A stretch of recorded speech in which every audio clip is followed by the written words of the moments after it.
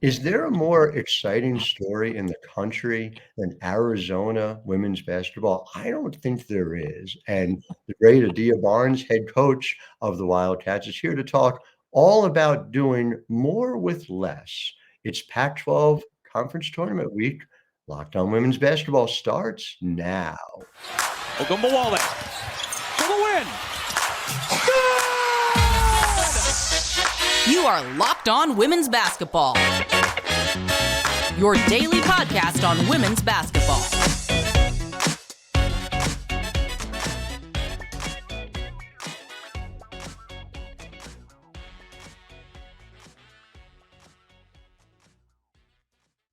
Well, hi everyone, and happy March. Welcome to Locked On Women's Basketball. I'm your host, Howard Megdal. I want to thank you for showing up for us the way we keep showing up for you. Over 180,000 of you listened in February alone, showing up the way we do, 6 days a week, talking all things past, present, future of women's basketball. Of course, it is not just me, it is the entire team over at thenexthoops.com. You can get over 100 reported pieces every month on the women's game. Sign up for a subscription, $9 a month, $72 a year. Get all those directly to your inbox. Every single time we publish, it comes direct to you at thenexthoops.com. And those of you who are already subscribed are getting no shortage of coverage over the last few weeks, few months, few years when it comes to the Arizona program. Adia Barnes has built something lasting. And to do it this year, coach, if you'll forgive the point of personal privilege, I just want to highlight as we introduce, as you head into the Pac-12 tournament, you have played this team into tournament contention. You have done it with, at times, at most, 7 players. You have done this while making a difficult decision with your leading scorer along the way. Coach, I congratulate you on what you've done already. And I guess the place I want to start with you is we talked offline accountability being central to it. Is that the top watchword when you think through what you have built this program to be? Yeah, I think that, well, first, culture. So accountability goes along, it's aligned with culture. I Mhm. think culture is everything. When I think about when we went to the national championship, we weren't the most talented team. We were just a team that believed in each other, believed in the mission, um, played as one, and just the culture was incredible. And I think just with the landscape of women's basketball, that has shifted. So we're all pivoting because now with the transfer portal, it being more transactional versus relationship. Just just for recruiting, I think it's changed a lot of things. So I want to make sure as we're rebuilding, or just not rebuilding, but reestablishing ourselves nationally and getting better. I wanted to start young to keep our core together because I felt like that's how we were at our best when I have a strong core together. So here we are, not winning as many games, but figuring out a way to be successful. I think a lot of coaches around the country would happily sign up for your rebuilding, which is, of course, an opportunity. You guys are right there in the tournament mix. It depends on the bracketology. We'll get into why, if you play in the Pac-12, you should get every benefit, every advantage when it comes to uh, getting seeded, quite frankly, with For the sure. gauntlet of running through what you have done before you even get into the fact that you look at what you guys are doing down the stretch and why that matters. But, 5 20-win seasons in a row, 5 20-win seasons in a row. This obviously has to be not just professionally satisfying, but personally satisfying as someone who is an alum at Arizona, somebody who, in many ways, put the program on the map as a player. Yeah, Do you think no, of it in those terms? yeah, so for sure. But like as I look at this year, because I've been a head coach 8 years, no excuse. But looking at this year, I did make some mistakes, and one of the mistakes I made was not knowing I was going to lose so many players last year. Some players want to go for a different situation. Some players I helped kind of move along just because of culture and decisions. But not knowing that, I would not have scheduled the way I did, and we would have won another 20-win season. Mhm. So when I we scheduled very hard. We had a really hard non-conference, and it wouldn't even be a question about us being in a tournament, regardless of who I played in non-conference. If we would have won 4 games, and we've been sitting at 21. Right. And because I scheduled so hard, we're not, and we're young. And we had some major injuries. Like, we had someone that would have started, most likely tear her ACL in the beginning. That was Montea Dew. So looking back, I'm like, this would have been another 20-win season. But I wanted to challenge us. I knew we were going to be a team like that had some bets, and I was just going to kind of emerge or introduce some freshmen. I didn't plan on starting 3 freshmen, and it would have been a totally different story. So that was definitely a learning lesson for me. It's interesting, and speaking of freshmen, obviously with Jada Williams and what she brings, getting those types of experiences early on has to pay dividends down the road. And I know you have not shied away from when you've had freshmen who are ready to play to be able to contribute for you. It's what led to the national championship run that you had as well. What have you seen? Really, let's take the group out of your 3 freshmen that is most encouraging for you as you think about what this program can be moving forward. Well, I knew that. So there was a decision I made like the end of last year. I could have taken 3 more like really good transfers. Right. But I said, okay, I take 3 more transfers. We are going to win probably 5 more games. But what's going to happen is that number 3 freshman class, I'm going to lose all of them. Because when you get McDonald's All-Americans that don't play or play 5 minutes, there is no wait and see, let me get better and write it out. Absolutely not with this day and age. It is immediate gratification. It's I am a McDonald's All-American, I should play. So I knew that like then it was going to be this mass turnover every year. I was tired of that. When I looked at how we were successful, we had these like underrated blue collar, like an Ari who wasn't even a top 100, like wasn't a heavily recruited kid who we kind of built up through skill development and just like got this really good system that everybody bought into, but it took years. I Right. mean, they sat on the sideline. They were out a year because of transfers. We had 3 transfers on the sideline and then just kind of built from there. So I said, if I want to build something special, I'm not going to get all the top kids in the country. I'm not getting the Jujus and kids like that. So I need to get that next tier and build them up, but I can't build them up with after 1 year. I get them better in 1 year and then they transfer. And then the next team, reaps the benefit. An example of that is Lauren Ware at Texas A&M. Right. Like we made her better and now she's playing better. She's at Texas A&M. So that was our work, and it's happened a lot of times. I mean, Paris Clark. But I think that I wanted to sustain, and I know that you have to play the freshmen, but the flip side of that is not winning as many games, losing some close games because of freshman mistake. We lost in double overtime against USC last week. We should have won that game. We were up 16 with 5. I mean, we were up 5 with 6 with, so where were we up? 5 with 4 minutes to go. So we in regulation, so we should have won that game, but it's the offensive rebounds. It was the lack of box outs. Those are a freshman mistakes that we made. So that's going to pay off later, but it just hurts now. That's the reality. And most teams aren't going to win with freshmen. If you look across the country, there was only one Hannah Hilgado. There's only one Juju Watkins. There is no one else in the country at the level they are that's helping their team wins. It is upperclassmen, but you got to keep those freshmen. It's from and Hannah Hidalgo from Haddonfield, New Jersey, just around the corner from where I'm recording this in South Jersey. It is a rarity. It is a generational thing. So listen, you're 100% right. You are, though, again, it's got to be pointed out, winning plenty with freshmen. And we just got to go back to, it's one thing to say, geez, they're getting a lot of experience. They're not just getting regulation experience. I think it's worth pointing out, you guys have played 4 overtime games in the Pac-12. And when I say that even understates it. The win over Utah was in 1 OT.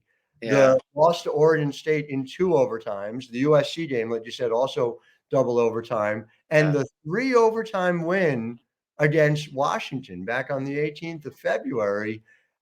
I say it as a joke in terms of extra experience, but the reality of getting to play in those moments, how important is that for development, not just for the years to come, but as the most important games you're about to play here in March? It's really important. And one of the things why it's so valuable, those things and the experiences, that's with one game was 6 players played because Brea had fouled out. The other game, we have a walk-on, so she's our 8th number-wise, but she doesn't even know, like, like how our defensive system, the numbering, the philosophy, where our help side is. She doesn't know any of it, so she really can't play. So we really have seven. I mean, if we had to, an emergency case, put her in, but and maybe run. She knows one offense, but barely. Right. So we just haven't had time to teach her because we don't really have practice time. So it's really valuable because these are in stressful situations that you can't simulate in practice. They're high numbers where they're exhausted. I mean, these girls are playing their hearts out. That's why if you watch us, win, lose, draw, like they're playing so hard. They're giving everything I can. Our style of play allows us to play a lot of players. Like the style that I play, we could play 10 players easily because we press, we trap. Like, so Exactly. to have seven play the way that we play is, I don't know how they do it sometimes, because sometimes I'm like not calling certain things and they're just kind of doing it. And it's like the way they play, the aggressive we are for the minutes. I don't know how Helena Playo does it. It is amazing. Yeah. And yeah, she's north of 36 minutes a game. So I want to get into that. The who's here, how you make those determinations and why it all matters so much in the larger part of the program. We're going to get into that segment two. We're going to talk about Brooklyn, your walk on as well. But first,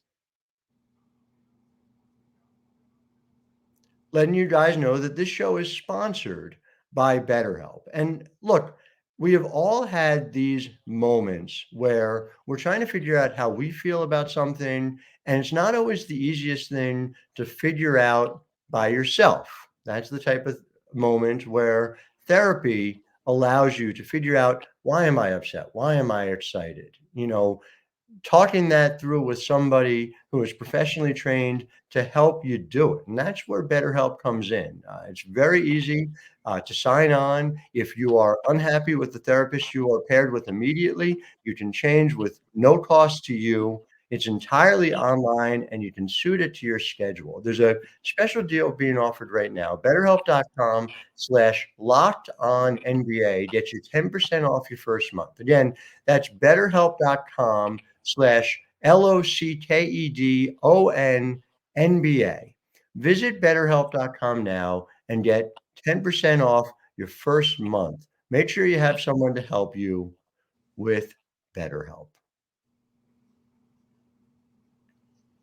So I'm back with Adia Barnes and the fascinating Arizona Wildcats team. So Brooklyn Rhodes, she's a freshman. She she has a background. I mean, listen, a three-sport star out of high school. So this is not some like Hoosiers, the last kid off the bench. That's not really what we're dealing with here. But to acclimate someone, like you said, at a time where practice time is at a premium or non-existent, take me through what that process has been like for you as a head coach. Well, so we were pretty banged up. Obviously, Matea had we lost her for the entire year. Solly was trying to play. Her shoulder went out in the game, so we thought, she's going to be out a few weeks, rehab, get better. So then she rehabbed for after the 3 weeks, started playing again. Her shoulder started coming out like every couple of days. It would come out when she was changing her clothes in the morning, Mm. doing her hair, sleeping. It would fall out. So it kind of got progressively worse. So she tried to play through it for about probably 3 extra weeks after rehab. And it was getting worse and worse. And then she was kind of playing with one arm, and I didn't want to risk that. And, it was her decision. It couldn't be any worse, but it's just, she couldn't do it anymore. So she ended up getting surgery. So we lost her. So I said, okay, our numbers are really down. At this point, we would have had, I think then there was like a concussion. We would have had like 7 players.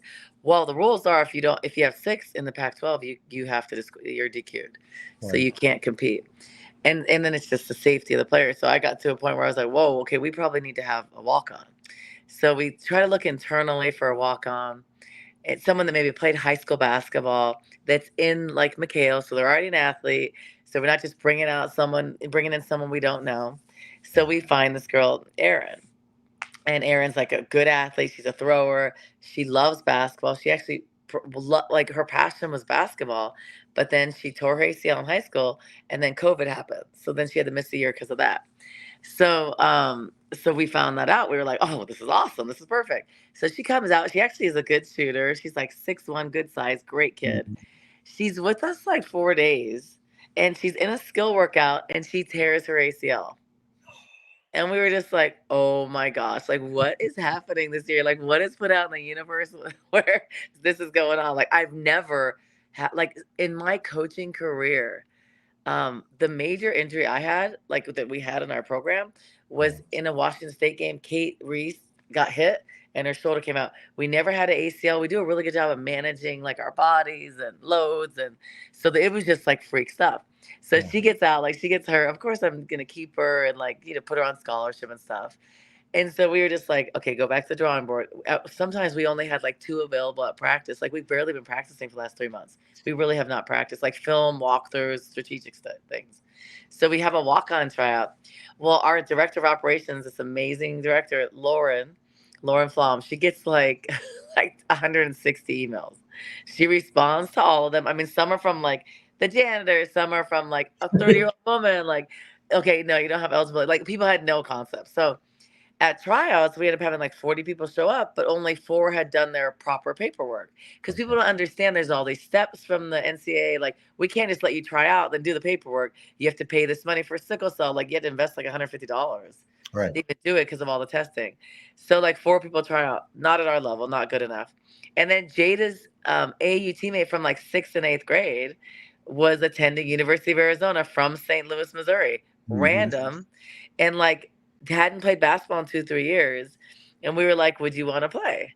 She ended up quitting her senior year, I think, is a difficult coaching situation. Didn't love it. It was a very good student, so quit playing basketball. Jada was like, yeah, she's great. So Jada's mom, I have Jada's mom, like kind of like inquire, like, would she even be interested before we start bothering her? She was. So we bring her on. She had missed a tryout, so we put her to like a 2-week tryout. And like she was just really out of shape because like she hasn't played basketball, so we thought, okay, she's gonna have a heart attack. But like she just hadn't played, like, and we're playing, like, so we put her through trials. She didn't go to any practices because of her class time. And I decided, like, we got down in numbers. I had to make the difficult decision with my roster. So Caitlin was going to no longer be on the team. So we were only going to have 7. So if anything happened, someone sprained their ankle, someone got the flu, we wouldn't be able to compete. Right. So we traveled to Stanford with only 7, but with 2 others banged up that I didn't know if they could play.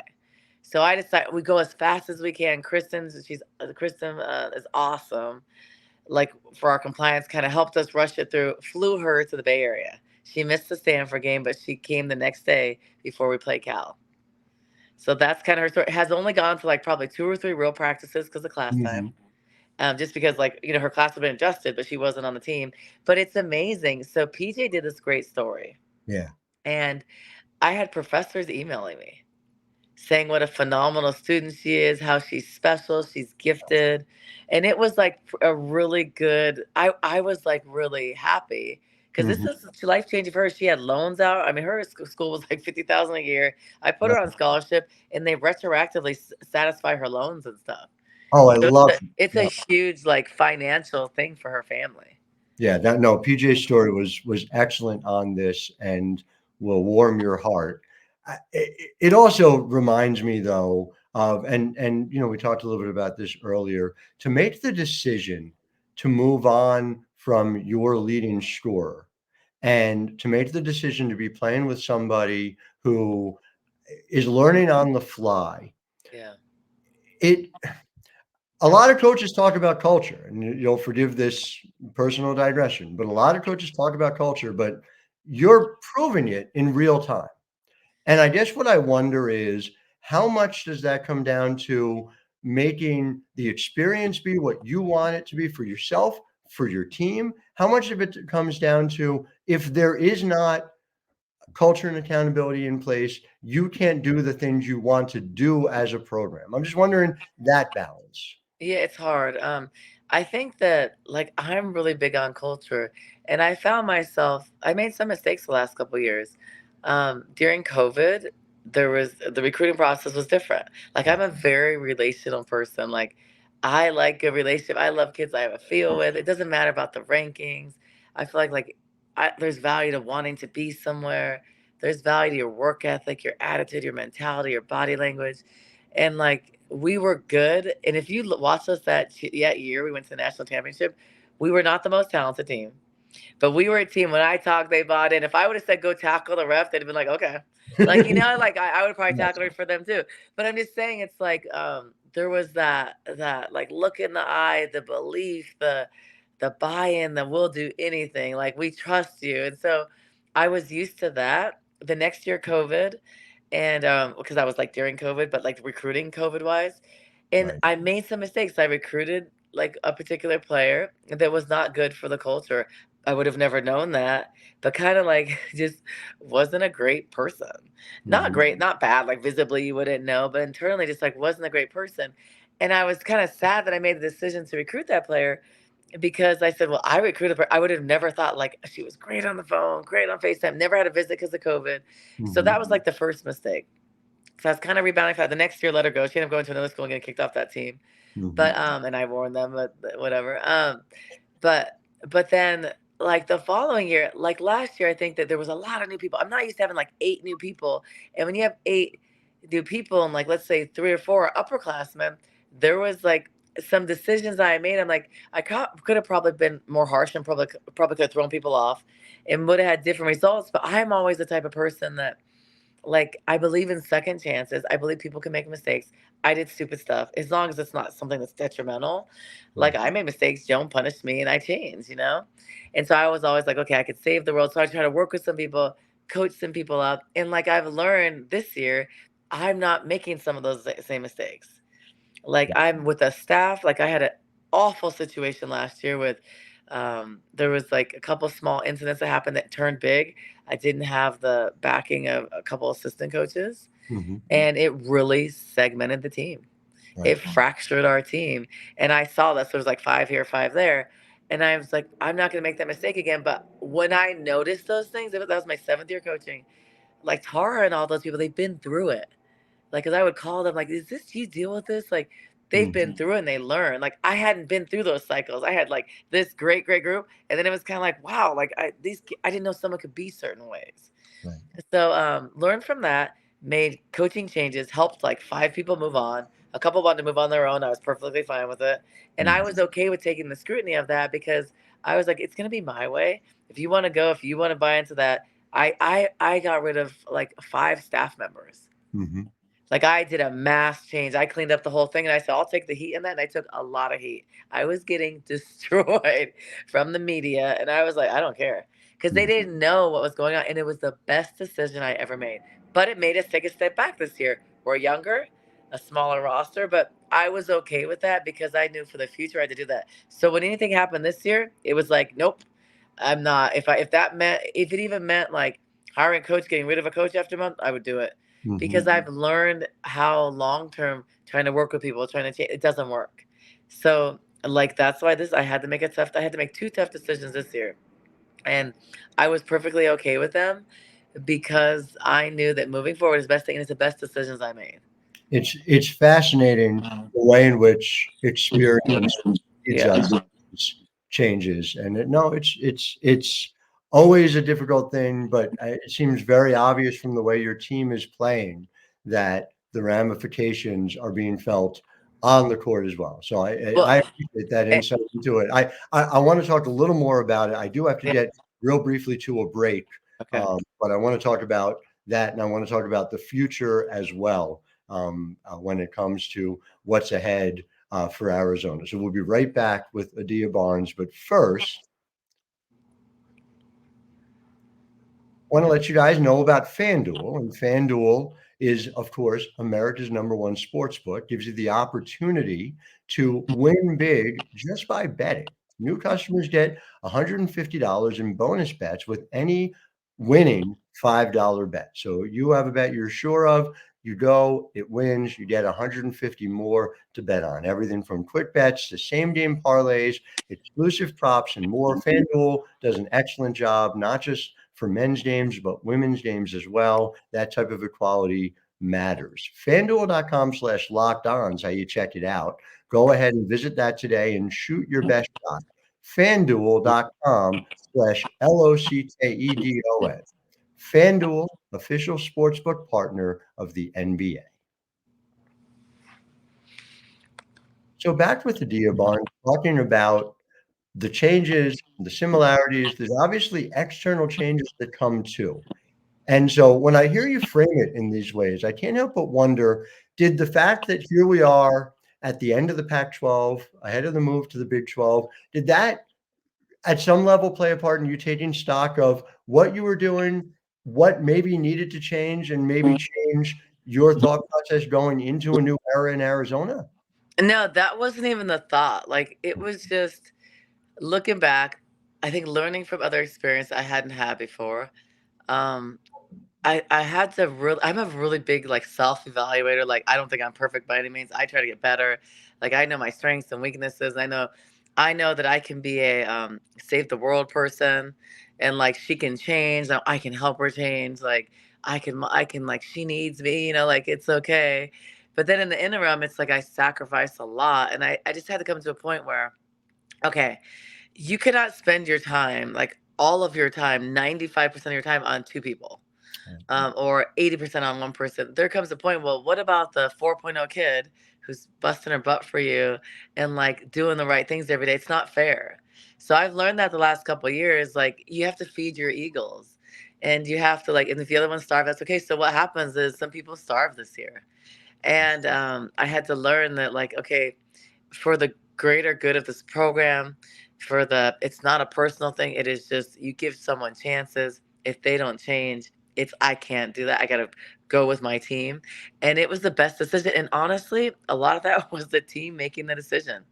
I just watched things unfold, and I watched the way that everything was moving, the direction. And then there was a time at one point in the locker room, we had 7 players in there. And then I was explaining a decision I made that was hard. And I was explaining that what this plan was. And then they said, Coach, we got you. They said, what you're dealing with is wrong. What's happening to you is wrong. We've been watching it. You don't have to do that. We got you. We don't care if it's 6. And they said this to me. Like, it almost brought tears in my eyes, but I'm not going to cry in front of people. And then they said, we got you. You've done the right thing. You've done everything you can. We've got you, and we got your back. And then one girl said, 10 toes down, we got your back. That's how we got the 10 toes down thing. And then I just said, wow, it made me understand that, like, they knew more than I thought they did. They saw more, and they saw the stress and agony, and like, I'm trying to make decisions, and like, it was hard for me. I'm not the type of coach that's like, I'll just kick her off, just do that. Like, I'm not like that. So I'm always like, have the meetings, talking to parents, and like, every time there was a great moment, I was dealing with so much, and like, I was not having fun. I was like, I'm miserable last 2 years. And so after that, it shifted. It was the best thing. Then they were like hungry. We were playing our best basketball. I was trying to like integrate someone back in. It just like they weren't for it. It was worse. And so it just made the decision easy, because I don't see everything as a coach. You always hear everything after, and it was the best decision. And these girls are playing their hearts out. They bought in. They love each other. Like, it's been amazing, and it's been fun. So people are like, yeah, they probably look at the numbers. Oh, you're not winning 20 games. You're not top 10 like you were last year's. But I'm feeling good, and I'm loving coaching this team. And no one would have ever, if we make the tournament with this team, it's pretty amazing. I think we have a good shot at it. We control our own destiny. It'll be like no one would have thought of. We don't have a star. I admire the way in which you're approaching this so much. Thanks. And to that end, I just wonder 2 things. Number 1, to make the tournament, like you said, with this team is going to matter, I would imagine, in ways that extend beyond just winning alone. But you are also, and if you'll forgive me saying so, fundamental to the history of this conference. You have been as a coach, you have been as a player. We are here at year 108, and I can't even get my mind around the idea that this is coming to an end. For you as well, Yeah. has your mind been drifting back to the history here? You talk about, Tara, and this is so, and Tara's conference in such a fundamental way, and she's been there for effectively a third of that history.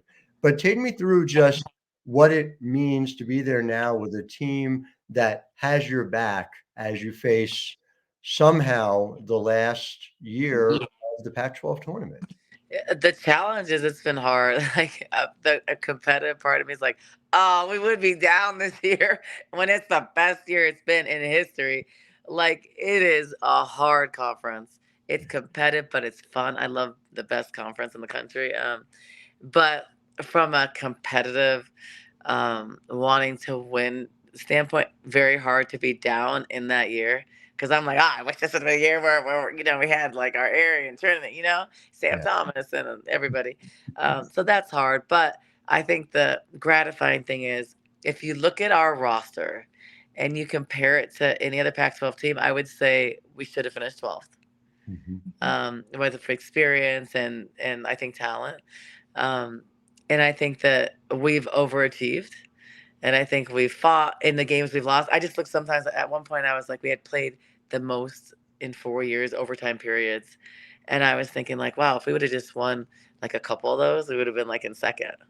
Like if we had won 3 or 4. So that was like, and with who we have, looking at everybody else at these All-Americans. So that was, I think, pretty like gratifying as a coach. But, it's hard, like not winning as many games, but we're right there. So to sit here today and say, okay, tomorrow we have a great opportunity, I really feel like it's a big game for both of us. And I really feel like it's a game that we have a great chance to win. They're good, but so are we. And I think that will be a game that's important to make it to the NCAA tournament, in my opinion. It's going to be fascinating. It is Arizona against Washington, and the winner plays then USC following that. What do you think? 4 OTs for this one? I know the last one went 3 OTs. No, thank you. Because because then we won't be able to walk. If we won that one, we wouldn't be able to walk the next day. No, there's sometimes, Howard, we track all the miles and everything. Yes. There's some games, I think after the USC game. Yeah. After USC game, Helena logged over 7 miles. Amazing. So I knew we were doing cryo, we were doing all kinds of recovery. Honestly, when I think of the UCLA game, we didn't have the mental fatigue. It wasn't the physical as much. I think it was more the mental fatigue of Sunday. We just got punched by UCLA. I think because it took so much, we should have won that game. I think they felt really bad. They were down. And I think just mentally, we couldn't rally for it because that wasn't like us. You're going to see a different team tomorrow. No doubt in my mind. And listen, that UCLA team has a chance of winning it all. So they do. That's not a bad loss. But we got punched. Like we've never. In my career, I don't remember the last time like someone came out at our place like 14-0. You know what I mean? Like usually we'll rally, battle, and they were trying. It was just like I just saw us fatigued. But a different team coming tomorrow. For sure. Really, really excited for it. Cannot wait to see it. Adia Barnes, I am grateful for your time, especially here on tournament week. To our listeners, thank you for being with us as you are every day. We'll be back with you tomorrow. Lindsay Gottlieb, who coach you might be somewhat familiar with, will be joining us as well. And we will continue our focus on the Pac-12 while we still can. So until then, I'm Howard Megdal, wishing all of you a wonderful Tuesday. Ogunbowale for the win. You are Locked On Women's Basketball, your daily podcast on women's basketball.